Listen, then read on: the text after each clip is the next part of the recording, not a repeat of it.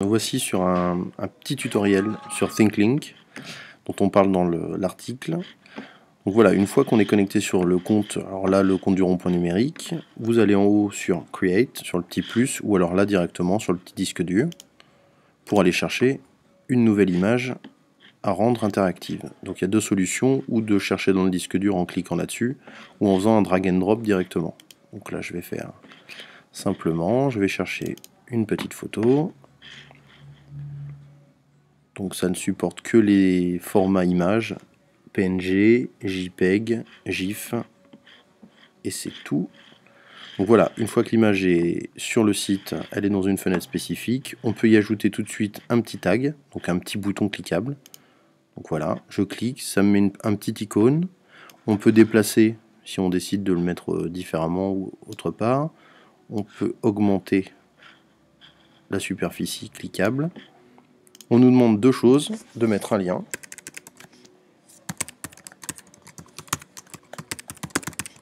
Donc là, je mets l'adresse de notre blog. Donc ça vérifie si l'adresse est correcte. Une petite description. Voilà, petite description. Et un choix d'icônes. Alors, ou des petits cercles comme ça de couleurs, ou des petits icônes qui ont des fois... Voilà. Donc je vais mettre une petite mire directement et j'enregistre. Elle est positionnée. Ensuite j'ai deux options tout de suite. Est-ce que je rends mon image grand public ou est-ce que je la verrouille et du coup on permet son accès uniquement aux gens qui ont l'URL de cette image. Et là est-ce qu'on permet à tout le monde de venir y ajouter et modifier mes tags. Donc je vais laisser comme ça.